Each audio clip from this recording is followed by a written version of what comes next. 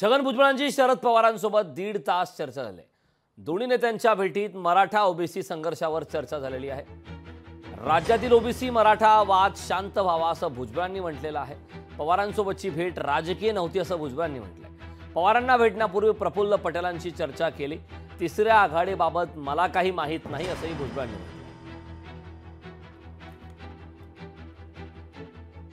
प्रश्न सोडवावा, सुटावा ओबीसींचा, मराठा समाजाचा आणि तंग झालेलं वातावरण हळूहळू हे शांत व्हावं हा या पाठीमागचा माझा हेतू आहे।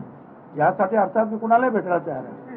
उद्या मला जर असं वाटलं की राहुल गांधींना सुद्धा भेटलं पाहिजे किंवा प्रधानमंत्र्यांना भेटलं पाहिजे तर मी त्यांना सुद्धा भेटेल, परंतु राज्यातलं वातावरण शांत असलं पाहिजे।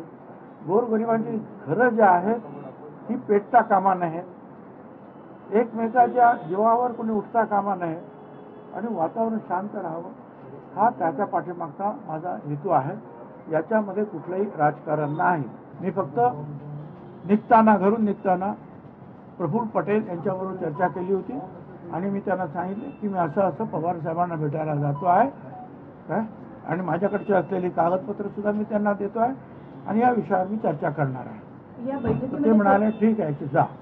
तिसरी आघाडी करण्यासंदर्भात कुठेतरी हालचाल सुरू आहे आणि या अनुषंगाने कुठेतरी मला काही माहिती नाही। धन्यवाद सगळ्यांना।